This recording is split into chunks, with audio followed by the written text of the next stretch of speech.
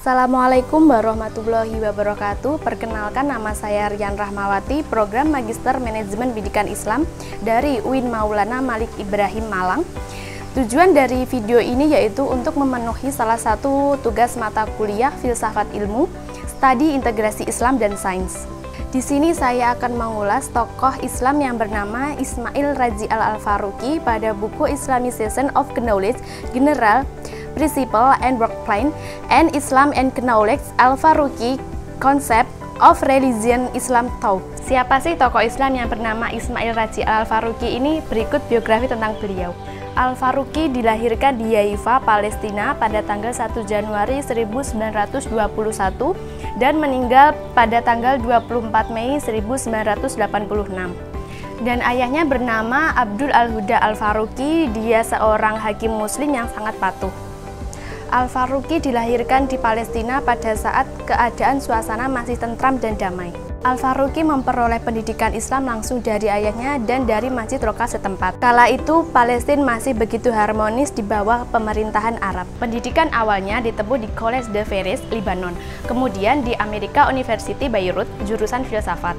Selama tahun 1954 hingga 1958, Al-Faruqi melanjutkan studi Islam di Universitas Al-Azhar Kairo, dan dari tahun 1959 hingga 1961, beliau menjadi profesor tamu studi Islam di Institut Studi Islam Universitas McGill, Montreal, Kanada. Lalu pada tahun 1973, Al-Faruqi mendirikan kelompok studi Islam di American Academy of Religion dan memimpinnya selama 10 tahun. Lembaga pendidikan yang didirikan oleh Al-Faruqi yaitu The Association of Muslim Social Science pada tahun 1972 dan International Institute of Islamic Thought pada tahun 1980. Di samping kontribusinya yang besar dalam memperkenalkan studi-studi keislaman di berbagai perguruan tinggi di Amerika dan proyeknya yang terkenal yaitu Islamisasi pengetahuan, Al-Faruqi juga aktif dalam gerakan-gerakan keislaman dan keagamaan. Selain itu, Al-Faruqi juga duduk sebagai penasihat serta ikut mendesain program studi Islam di berbagai universitas dunia Islam, antara lain yaitu Palestina, India, Afrika Selatan, Malaysia, Saudi Arabia, dan Mesir. Tercatat tidak kurang 100 artikel dan 25 buku yang mencakup berbagai persoalan, diantaranya yaitu etika, seni, sosiologi, kebudayaan, metafisika, dan politik. Selama masa hidupnya, Al-Faruqi banyak sekali menulis tulisan, yaitu baik buku maupun majalah. Berikut karya-karya beliau. Beberapa buku karya beliau adalah yang pertama, From Here We Start, From the Arabic Khalid, Washington DC, America Council of Learned Societies tahun 1953. Yang kedua, Our Beginning in Wisdom, From the Arabic M. Al-Ghazali, Washington DC, America Council of Learned Societies pada tahun 1953. Selanjutnya, The Policy of Tomorrow, From the Arabic M. B. Ghazali, Washington DC, American Council of Learned Societies pada tahun 1953. Al-Milal Al-Mu'asirah fi Al-Din Al-Yahudi, Contemporary Sect in Judaism, Cairo Institute of Higher Arabic Studies tahun 1968.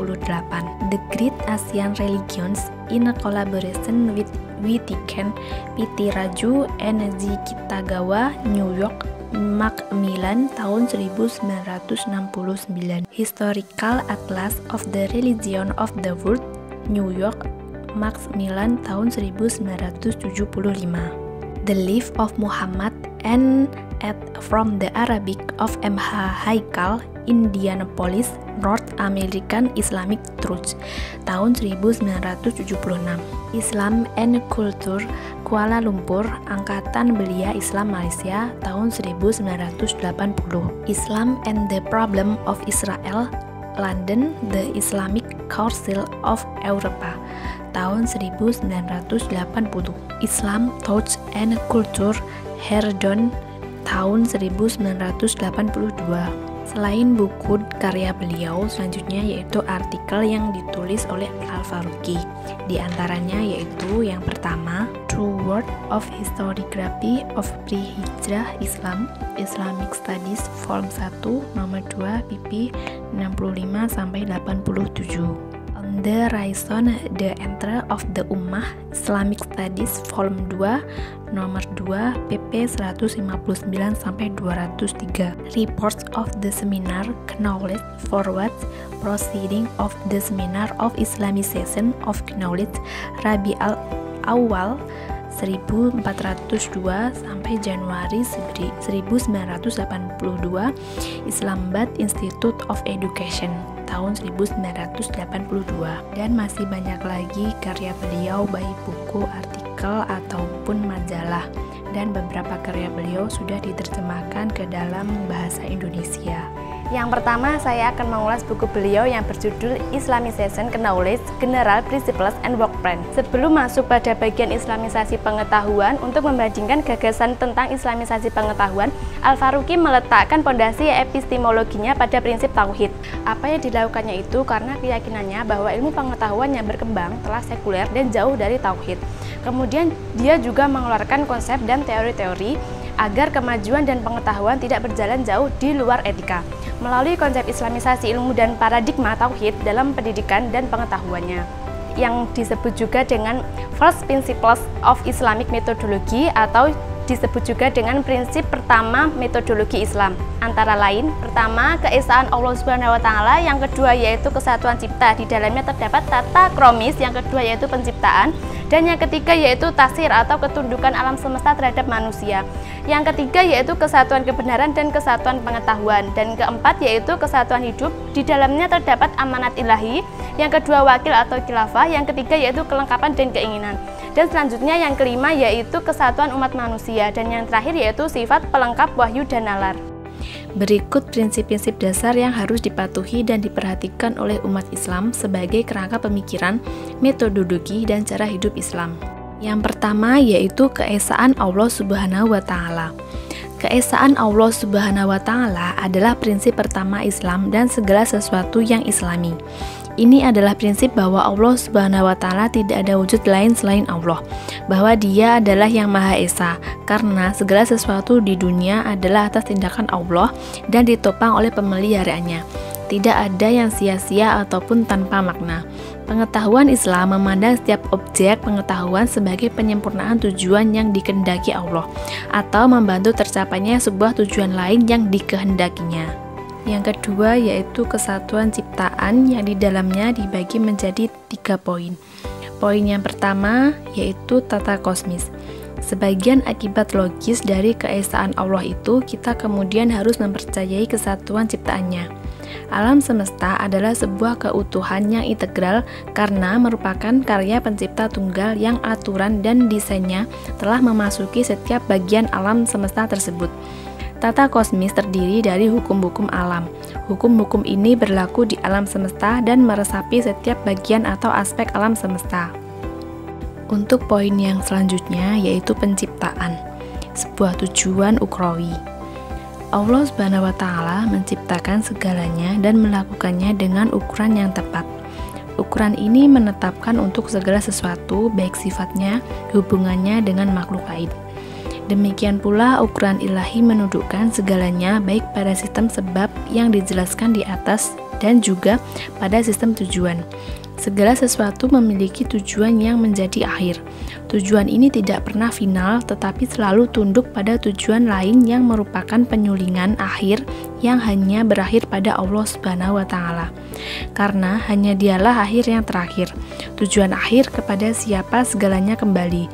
Kehendaknya membuat segala sesuatu yang disebut baik menjadi baik. Selanjutnya yaitu poin yang ketiga, yaitu tashir atau ketundukan alam semesta kepada manusia. Allah Subhanahu wa Ta'ala telah memberikan dunia kepada manusia sebagai hadiah sementara. Dia telah membuat segala yang ada di dalamnya tunduk kepadanya, sehingga mampu digunakan oleh manusia untuk makan, kenikmatan, dan kenyamanan. Penggunaan semacam itu mungkin langsung, seperti dalam kasus makanan dan kenikmatan, dan ketika kekuatan alam digunakan untuk menghasilkan barang yang dibutuhkan oleh manusia. Yang ketiga yaitu kesatuan kebenaran dan kesatuan pengetahuan. Mengenai teori pengetahuan, posisi Islam paling tepat digambarkan berdasarkan kesatuan kebenaran. Kesatuan ini melepaskan dari keesaan mutlak Allah Subhanahu wa Ta'ala dan dapat diubah dengannya. Al-Falaq, yaitu salah satu nama Allah Subhanahu wa Ta'ala, karena Allah Subhanahu wa Ta'ala adalah Tuhan yang Maha Esa, seperti yang Islam tegaskan bahwa kebenaran tidak bisa dibantah. Allah Subhanahu wa Ta'ala mengetahui kebenaran dalam wahyunya. Yang keempat yaitu kesatuan hidup. Di dalamnya dibagi menjadi 3 poin. Poin yang pertama yaitu amanat ilahi. Kehendak Tuhan ada 2 jenis. Yang pertama adalah takdir yang diwujudkan dengan sendirinya, seperti pola-pola di mana ciptaan berjalan. Pola-pola ini adalah hukum-hukum alam. Mereka tidak berubah dan pemenuhannya bersifat kosmik. Selain wahyu, mereka dapat diketahui oleh akal. Allah Subhanahu wa Ta'ala memerintahkan manusia untuk mencarinya, untuk memahaminya, untuk menetapkan mereka sebagai pengetahuan dan memanfaatkan mereka untuk keuntungannya. Poin yang kedua yaitu wakil atau khilafah. Penanggungan amanah Tuhan oleh manusia membuat ia menjadi khilafah atau kedudukannya sebagai wakil Tuhan. Khilafah manusia ini terdiri atas penyempurnaan hukum-hukum moral dan hukum-hukum agama adalah 1. Hukum-hukum moral mempunyai aspek-aspek yang tidak hanya bersifat religius atau akhirat, tetapi yang berkenaan dengan dunia di dalam karakter dan efeknya. Keseluruhan hukum agama atau moral yang sedikitnya terdiri dari praktek aktual dalam kehidupan, keadaan, dan perbuatan. Untuk poin yang ketiga yaitu kelengkapan keinginan. Keinginan Islam untuk membangun budaya dan peradaban adalah komprehensif sebagaimana mestinya jika dimaksudkan dengan serius dan sungguh-sungguh. Kelengkapan ini adalah dasar dari syariah.